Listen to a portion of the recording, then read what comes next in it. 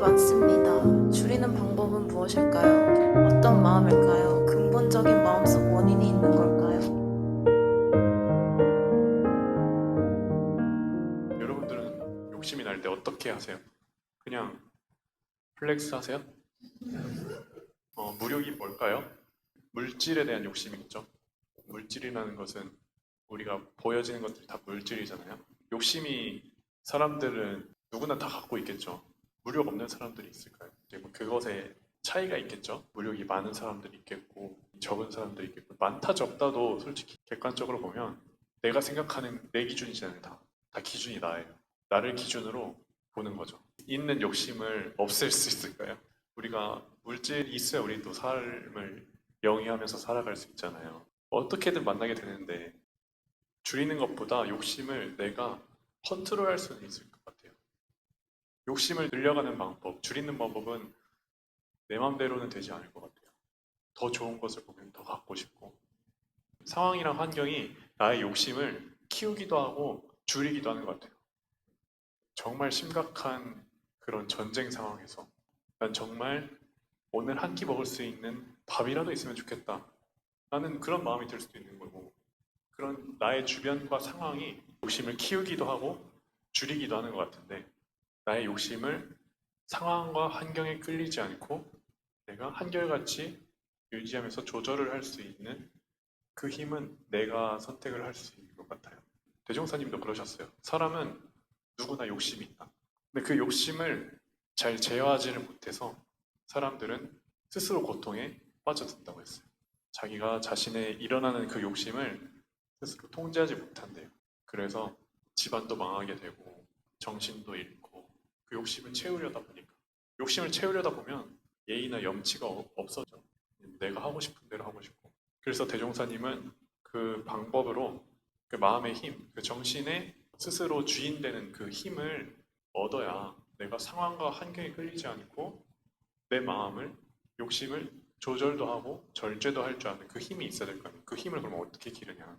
그 힘은 정신 수양이라는 방법을 통해서 기른다고 하셨거든요. 수행문답법 할 때 연불 하고 좌선하는 것처럼 이렇게 마음을 가라앉히는 연습을 하는 거예요. 끊임없이 올라와요. 나의 욕심은. 무엇을 보고 듣고 경험하면 이것도 하고 싶다, 저것도 하고 싶다, 저것도 갖고 싶다 는 마음이 계속 올라와요. 이런 수만 가지 마음들을 가라앉히는 공부예요. 가라앉힌다고 내 욕심이 사라지는 게 아니라 또 올라올 거예요. 이 올라오는 욕심만 보고 있으면 이 욕심에 끌려가기가 쉬워요. 근데 가라앉히고 나서 마음을 보면 나의 마음에 힘이 생긴다는 거죠.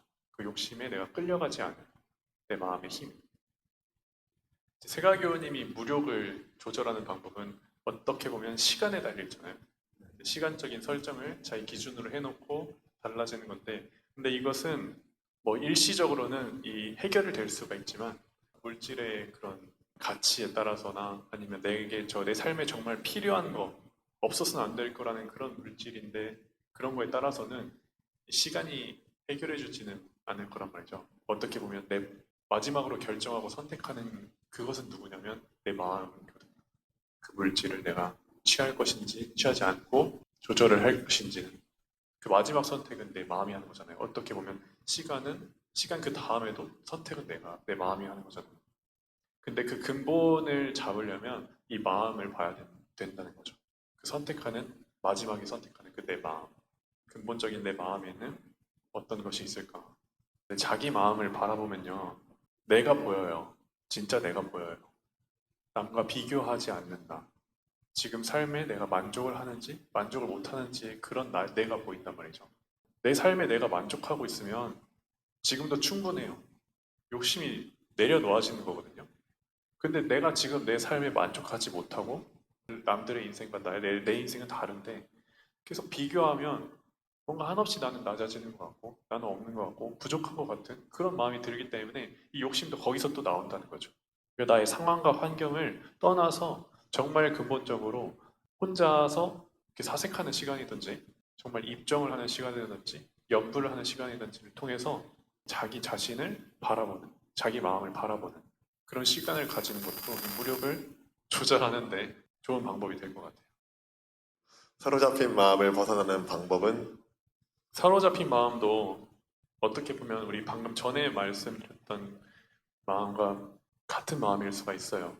그것은 욕심에 사로잡힌 마음이고, 이 사로잡혔다는 것은 굉장히 광범위하잖아요. 인간관계에 사로잡히고, 뭐 물질에 사로잡히고, 내가 어떠한 한 사람의 그런 뭔가 행동에 대해서 내 마음이 사로잡혔다는 게 어감상 뭔가 막혔다는 느낌이 들잖아요. 장애가 있다는 거예요. 내 마음이 풀어지지가 않고 그런 뜻으로 받아들였는데 내 마음이 잡혀 있다. 누가 잡고 있어요? 일어난 그 경계, 어떤 것인지는 모르겠지만 물질이 될 수도 있고 사람이 될 수도 있고 상황이 될 수도 있지만 그 경계에 내 마음이 걸린다는 것은 내 자신이 내 마음을 그렇게 걸어 놓은 거예요. 거기서 벗어나는 방법이 내 마음을 원래 본래 마음을 봐야 되는 거예요. 정신 수양을 통해서 정신 수양에서 정신이라고 하는 것은 내 마음의 분별과 그런 집착이 없는 경지를 말한다고 하셨어요. 근데 이 사로잡혔다는 것은 이미 집착이 되어 있다는 거잖아요. 근데 집착되어 있는 그 마음을 분리를 시키려면 내가 그 분별이나 집착이 없는 그 경지를 한번 내 마음이 느껴봐야겠죠. 그걸 느껴보면 어떤 경계에서 사로잡힌 그 마음을 떨어져서 바라보는 거죠. 거리를 둬서 바라보는 거고 객관화시켜서 바라보는 거고 일어난 내 마음을 바라보고 있는 또 다른 마음이 있는 거예요.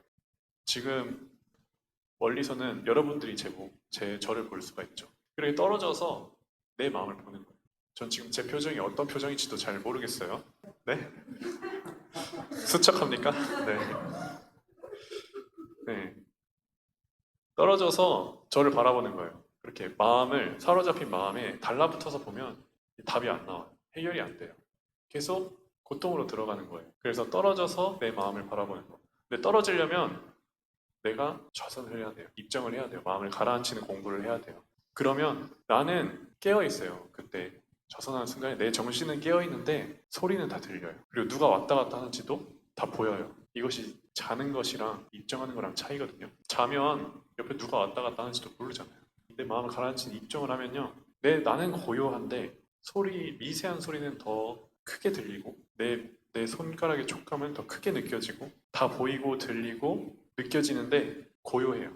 그 상태에서 생각조차 나지 않아요. 어떠한 한 생각조차 나지 않아요. 그것을 잠깐이라도 1초라도 느껴본다면 그 상태가 바로 정신일 때의 상태예요.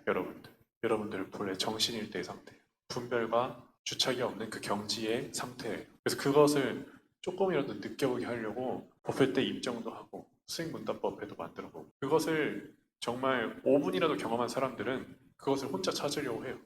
여러분들은 지금 돈의 맛은 다 아시죠? 돈의 맛은 다 아시죠? 돈을 벌어서 돈을 내 마음대로 쓸 수 있는 그래서 돈을 벌잖아요. 계속 사람들은.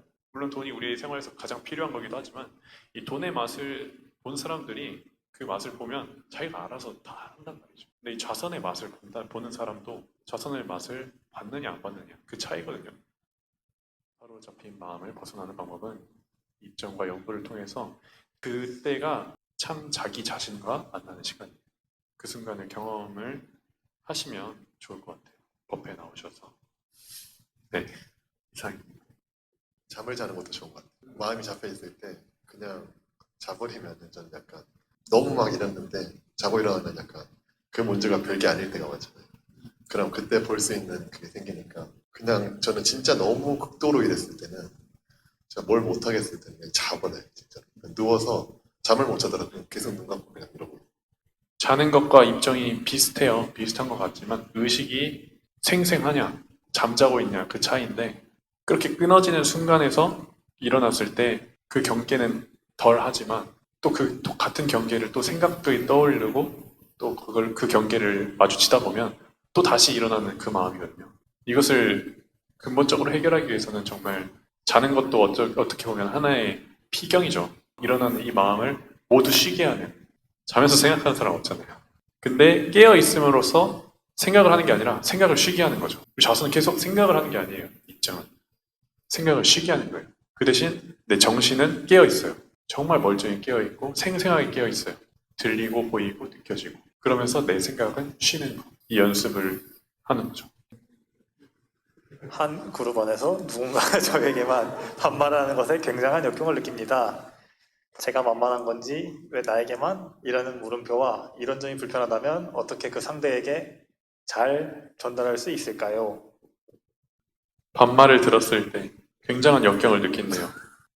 누구나 그럴 수 있을 것 같아요. 다른 사람한테는 다 막 존대하고 그러는데 자기에게만 반말을 하거나 뭔가 하대하는 느낌이 자기가 받는다면 불편함이 누구나 느껴질 것 같은데 이런 경우는 어떻게 해야 될까요? 공개적으로 쪼궈줘야 된다. 공개적으로 한다고 해서 그 사람이 안 할까요? 더 관계만 악화되지 않을까요? 저 사람이 반말을 한다고 나도 반말하고 싶은 마음 나나요? 똑같이 해줘야겠다. 여기서도 반말을 하면 젊을수록 뭔가 더 열정도 있고 마음도 오락가락 많이 하기 때문에 청소년들만 봐도 이 한 살 차이로 반말하고 이런 게 엄청 더 예민해요. 그죠?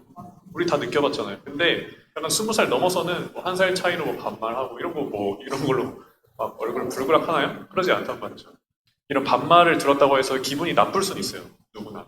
저 사람이 반말을 한다고 해서 나도 똑같이 해야겠다 하는 그 반말 그 속에 말을 하고 나면요. 어떤 게 남냐면 굉장히 불쾌한 마음이 남아요. 이 사람과의 척지고 싶다는 그런 마음이 남아요. 그런 마음으로 이 사람과의 관계를 시작을 하는 거예요. 저는. 그렇게 되는 거겠죠.